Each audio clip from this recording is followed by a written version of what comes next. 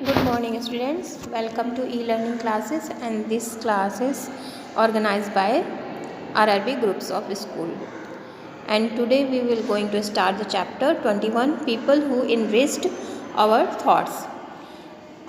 Okay तो चलिए chapter में सबसे पहले people who enrich our thoughts मतलब कि आप इसका मतलब समझ लेते हैं कि जो ऐसे लोग जो अपने सोच से बहुत ही रिच थे, धनी थे, ठीक है, उनके मतलब थॉट्स इतने अच्छे थे कि वो लोगों की भलाई के लिए या देश की भलाई के लिए अग्रसर रहे हैं हमेशा से।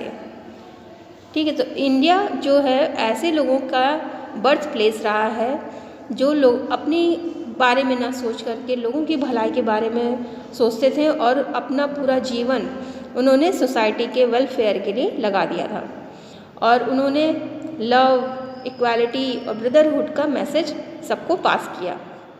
इस चैप्टर में भी हम ऐसे ही लोगों के बारे में पढ़ेंगे जो लोगों के लिए इंस्पिरेशन का काम करते हैं। भारत में ग्रेट थिंकर्स हुए हैं जैसे कि आदि शंकराचार्य, स्वामी विवेकानंद, गौतम बुद्ध, लॉर्ड महावीरा और गुरु नानक देव।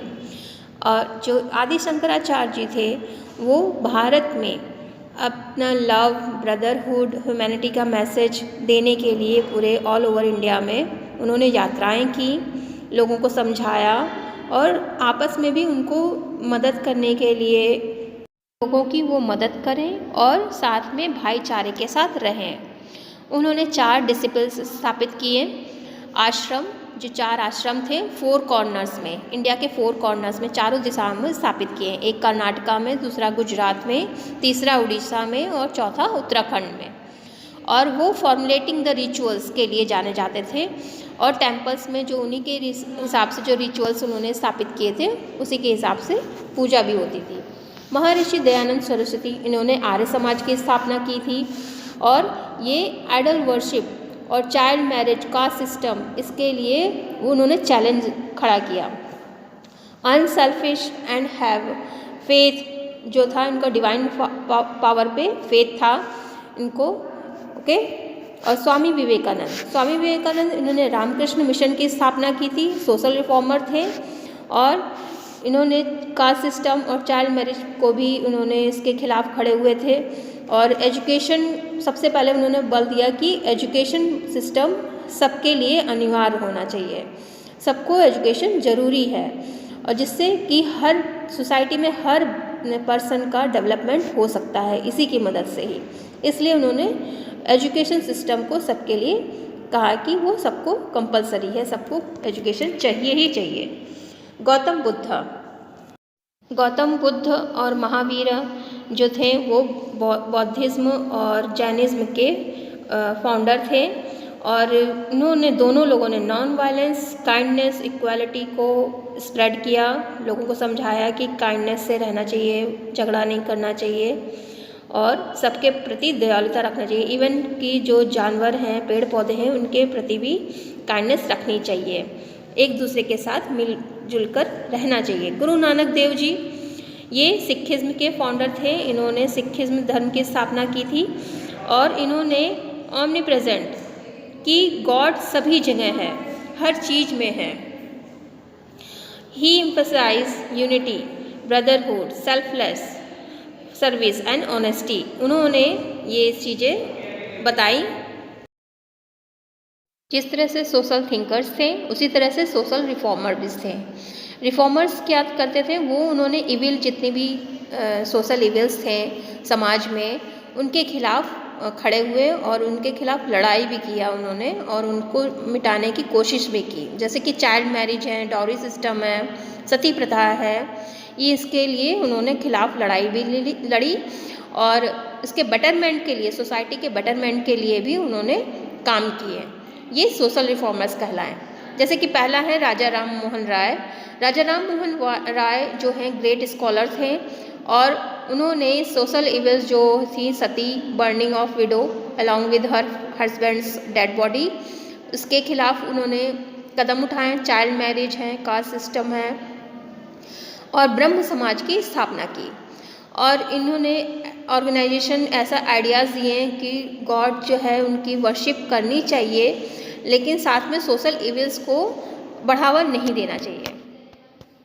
चंद विद्यासागर, ईश्वरचंद विद्यासागर जो थे वो वोमेन को, जो सोसाइटी में वोमेन की कंडीशन को इम्प्रूव करने के लिए जाने जाते थे। वो पूरी लाइफ उन्होंने वोमेन को इम्प्रूव करने के लिए, उनकी स्थिति सुधारने के लिए लगे रहे।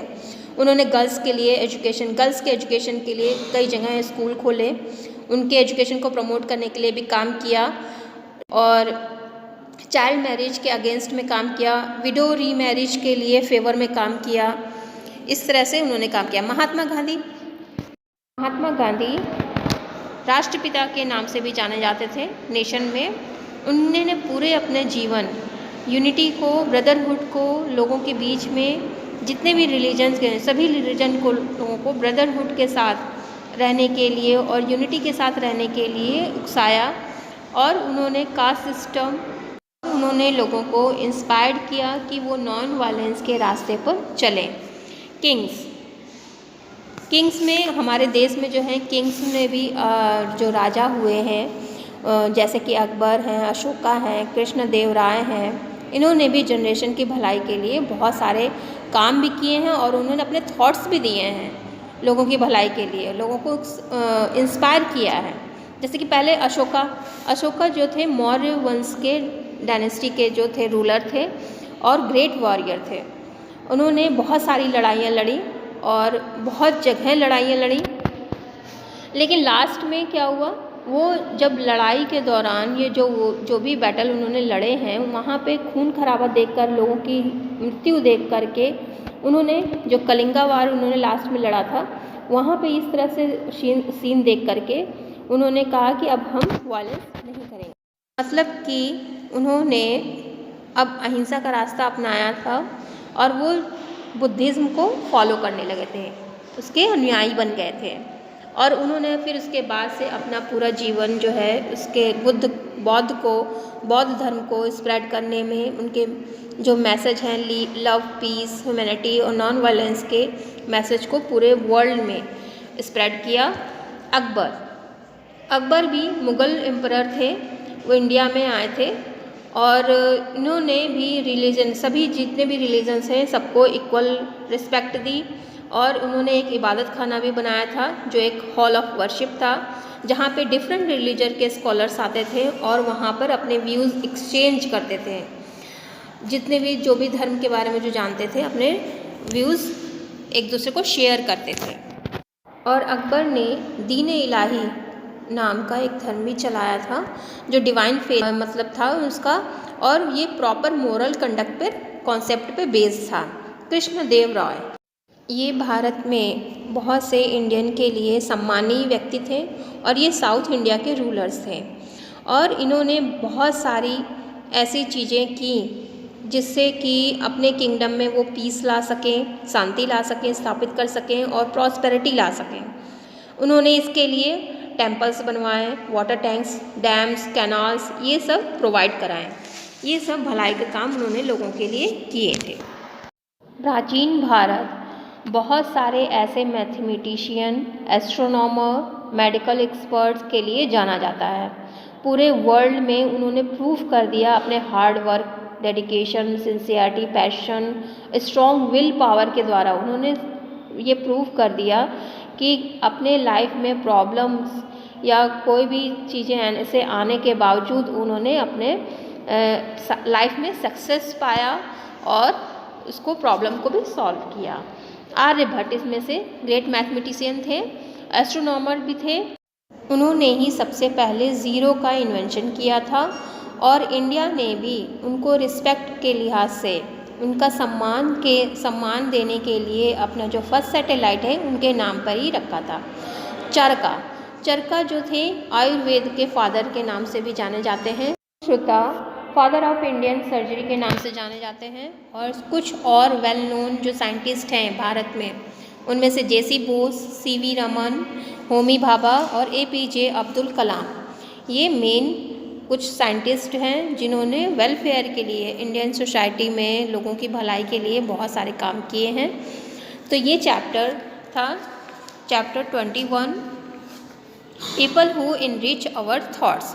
Okay student, this is the chapter. Thank you.